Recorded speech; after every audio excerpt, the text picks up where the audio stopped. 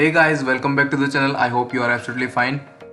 सो last की video में आपने एक प्रोजेक्ट देखा जो कि HTML एंड CSS पर बेस्ड था। आई होप आपने ट्राई भी किया होगा, आपने बनाया होगा वो प्रोजेक्ट। तो आज की वीडियो बहुत ही इंपॉर्टेंट है गाइस, इसको लास्ट तक देखना है क्योंकि ये बूटस्ट्रैप पर बेस्ड है। तो चलिए वीडियो शुरू करते हैं।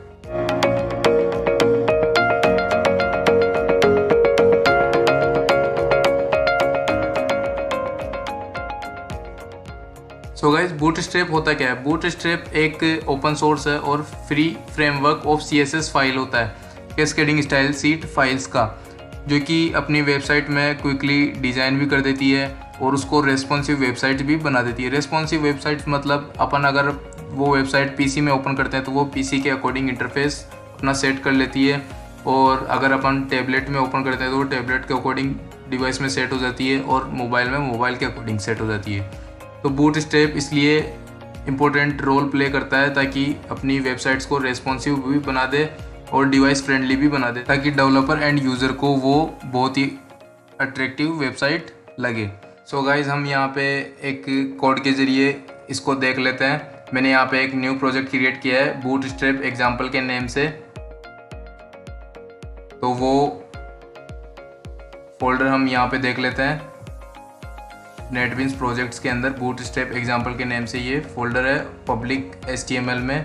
यहाँ पे ये index.html फाइल है, और यहाँ पे मैंने एक img फोल्डर भी बनाया जिसके अंदर मैंने एक इमेज रखी है ताकि वो इमेज हम अपनी वेबसाइट में ऐड कर सकें। तो वो ये इमेज है जिसको हमें ऐड करनी है। इसको मैंने img फोल्डर में यहाँ पे सेव किया है। ओके, तो हम यहाँ पे अब कोड लिखते हैं। मैंने यहाँ पे टाइटल में बूटस्ट्रैप एग्जाम्पल इसका टाइटल सेट कर दिया है। अब बॉडी सेक्शन के अंदर हम लिखते हैं, एक div एलिमेंट ले लेते हैं, div, जिसकी क्लास यानी हमें एक नेव बार बनाना है, नेविगेशन बार।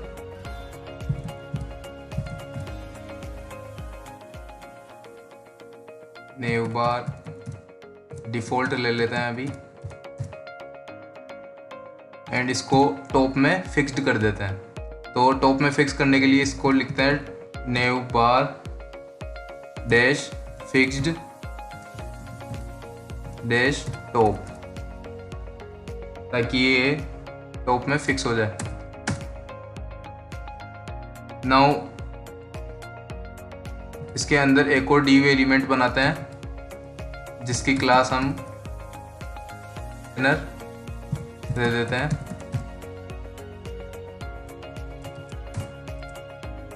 नाउ इसके अंदर एक div एलिमेंट और लेते हैं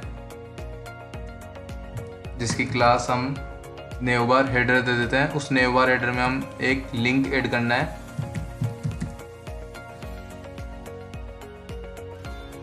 नेवबार हेडर, हम यहाँ पे एक लिंक ऐड कर देते हैं बाय यूजिंग एंकर टैग,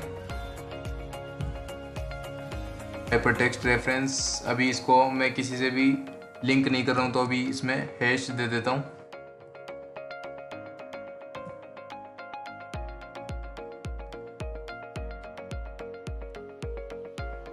और इस लिंक का नेम दे देता हूँ मैं बूटस्ट्रैप। ओके, ये क्लोज हो, ये कंटेनर का div एलिमेंट यहाँ पे क्लोज हो चुका है। तो कंटेनर के अंदर हम एक अनऑर्डर्ड लिस्ट बना लेते हैं। तो अनऑर्डर्ड लिस्ट के लिए हम यहाँ पे UL टैग यूज करेंगे। UL की क्लास हम सेट कर देते हैं नेवबार डैश नेव। ये कोड मैं इसलिए लिख रहा हूँ ताकि वो जो दो लिंक्स है वो नेविगेशन बार में राइट में सेट हो जाए।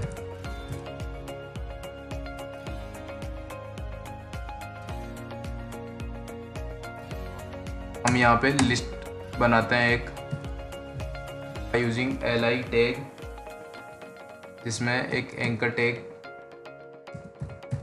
बना लेते हैं, और इसको भी अभी मैं किसी से भी लिंक नहीं कर रहा हूँ। तो हैश इसमें लिख देते हैं और एक स्पेन टैग यूज़ करते हैं जिसकी क्लास में हम ग्लिफ आइकन यूज़ करते हैं। गाइस ग्लिफ आइकन्स एक तरीके से एक आइकन होता है, जैसे ये यहाँ पे एक लेंस का आइकन है, जैसे अपन किसी भी सर्च बार में देखते हैं, यहाँ पे ये सर्च बार है तो यहाँ इसके पास में जो ये लेंस दिख रहा है तो ये एक ग्लिफ आइकन है। ओके, तो अब हम यहाँ पे एक ग्लिफ आइकन यूज़ करेंगे। ग्लिफ आइकन यूज़र, ये यूज़र ग्लिफ आइकन का कोड है। आप गूगल पे सर्च कर सकते हैं, बहुत से ग्लिफ आइकन्स होते हैं जो कि हम यूज़ कर सकते हैं अपनी वेबसाइट के अंदर। तो ग्लिफ आइकन्स की वेबसाइट में आप ये चीज़ देख सकते हैं। तो अभी मैं यहाँ पे ये लिख रहा हूँ यूज़र का glyph icon, then close of span tag. अब यहाँ पे एक लिंक देते हैं साइन अप का, sign up text, close of anchor tag and close of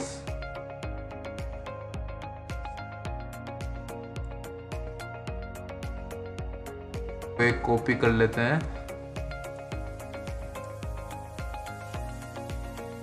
paste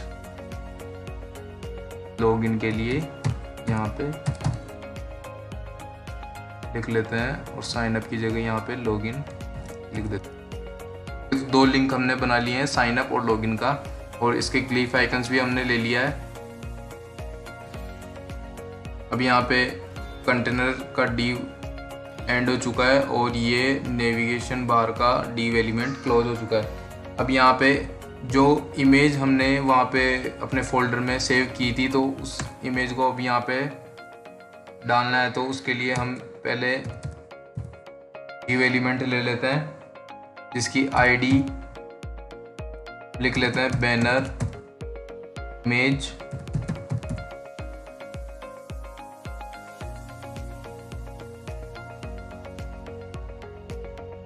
and इसके अंदर एक और डिव एलिमेंट लेते हैं जिसकी क्लास कंटेनर सेट कर देते हैं। बटन की नीड है उस इमेज के ऊपर, तो उसके लिए हम यहाँ पे एक डिव एलिमेंट लेते हैं जिसकी आईडी यहाँ पे सेट कर देते हैं बैनर कंटेंट। ये मैं आईडी इसलिए सेट कर रहा हूँ क्योंकि हम एक एक्सटर्नल CSS फाइल बनाएंगे और उसमें इस आईडी की CSS अप्लाई करेंगे। नाउ एंकर टैग,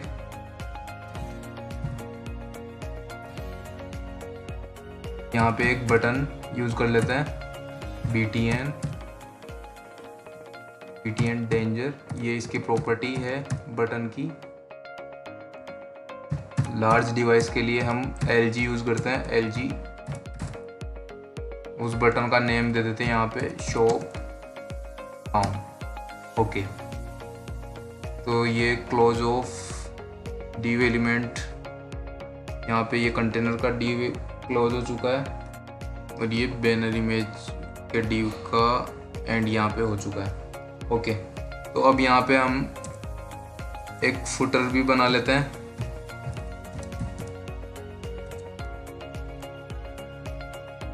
फुटर के अंदर हम एक डिव एलिमेंट ले लेते हैं जिसकी क्लास कंटेनर सेट कर देते हैं।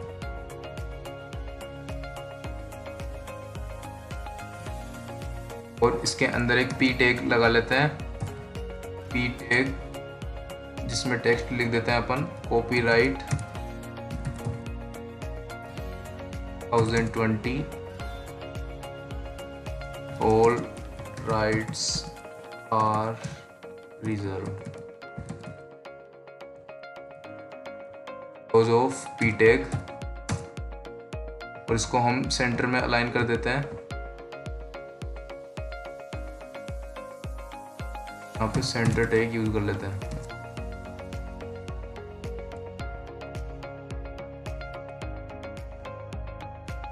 सेव कर लेते हैं एक बार और पेज को रन करते हैं।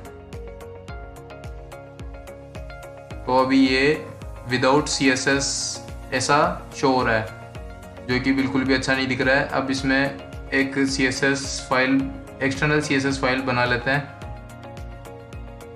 जिसका लिंक हम यहाँ पे इसको लिंक कर देते हैं, link relationship style sheet href। तो इस फोल्डर के अंदर हम एक CSS फोल्डर बनाएंगे और उस फाइल का नेम हम रखेंगे index.css। ओके, तो हम इसके अंदर फोल्डर में एक न्यू फोल्डर बना लेते हैं CSS। तो यहाँ पे ये CSS फोल्डर आ चुका है। CSS फोल्डर पर राइट क्लिक करना है आपको और राइट क्लिक करके न्यू कैस्केडिंग शीट में इसका नेम देता है इंडेक्स, क्योंकि हमने यहाँ पे index.css फाइल इसका नेम दिया है CSS फोल्डर के अंदर। तो ये लिंक हो चुकी है। अब अभी इसमें हमने कुछ भी CSS अप्लाई नहीं किए, तो अब यहाँ पे CSS अप्लाई कर देते हैं। तो हम सबसे पहले बैनर इमेज की CSS अप्लाई कर देते हैं। तो इसमें ID के लिए हम हैश यूज़ करते हैं, हैश बैनर इमेज, पैडिंग हम सेट कर देते हैं, पैडिंग टॉप 75, अब अपने अकॉर्डिंग सेट कर सकते हैं, पैडिंग बॉटम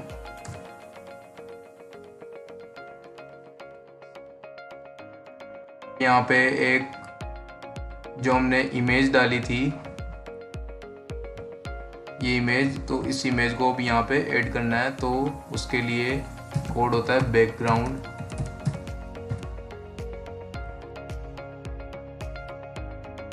URL। अब देखिए यहाँ पे ये img फोल्डर, पहले बूटस्ट्रैप एग्जाम्पल डायरेक्टरी में जाना है, देन पब्लिक HTML डायरेक्टरी के अंदर img फोल्डर है। तो यानी हमें दो डायरेक्टरी के अंदर जाने के बाद में img फोल्डर मिल रहा है। तो उसके लिए हम यहाँ पे 2 डॉट लगाएंगे, then slash, then img and slash. अब उस फाइल का नेम जो इमेज है इसको कॉपी कर लेते हैं, देन यहाँ पे पेस्ट। का एक्सटेंशन चेक कर लेते हैं कि ये JPG है या PNG है या और अदर। तो ये .jpg फाइल है, तो यहाँ पे .jpg हम यहाँ पे लिख देते हैं।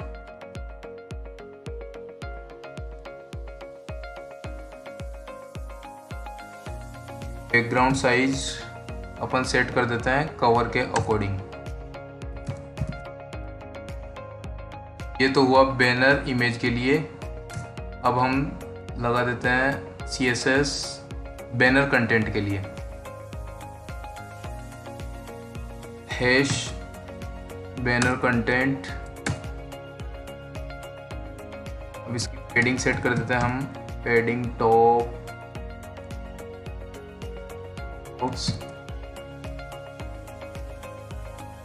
पैडिंग बॉटम 6% की अप्रोक्स।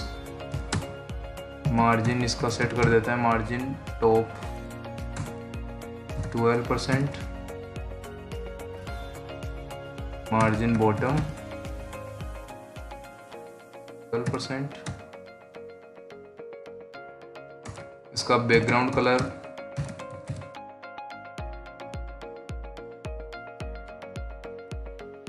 ब्लैक।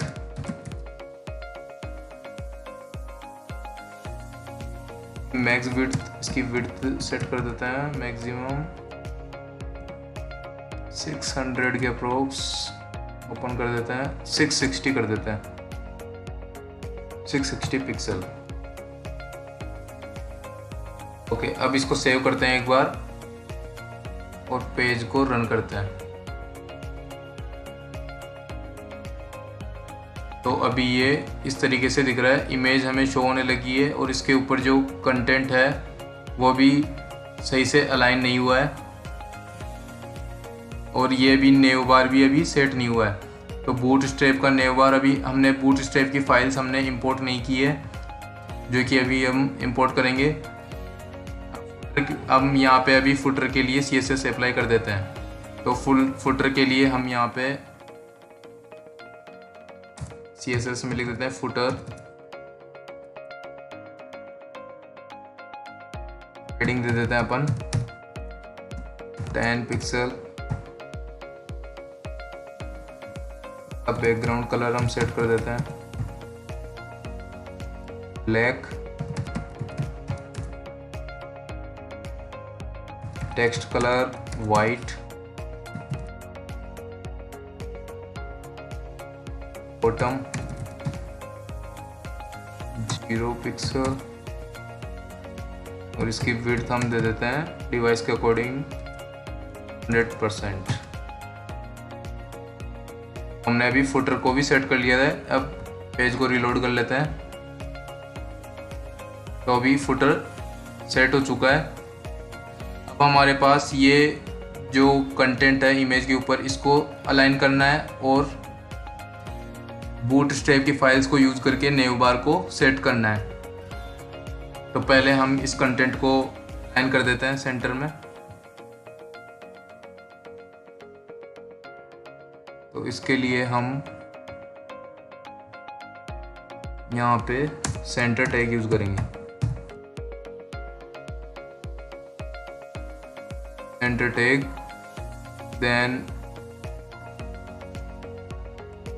यहाँ पे कंटेनर के div एलिमेंट के बाद में यहाँ पे सेंटर से क्लोज कर देते हैं। ओके, तो अब पेज को रिलोड कर लेते हैं।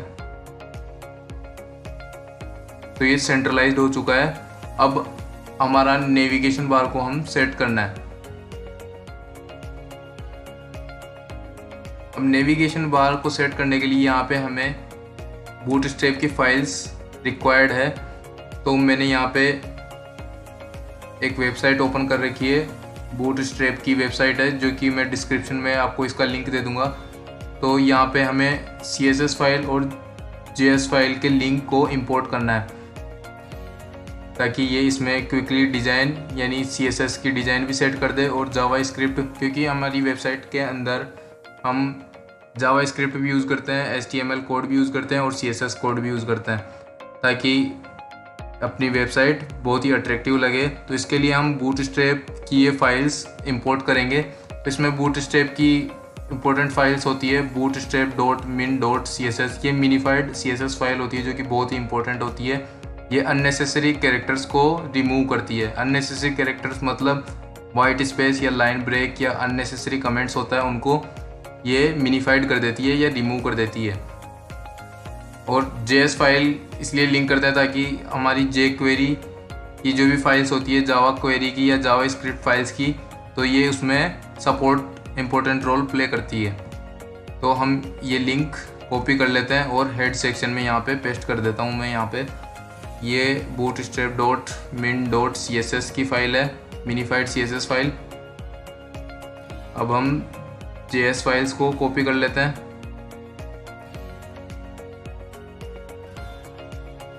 और यहाँ पे पेस्ट कर देता हूँ वो फाइल्स को भी। तो मैंने यहाँ पे ये सभी फाइल्स इंपोर्ट कर दी है।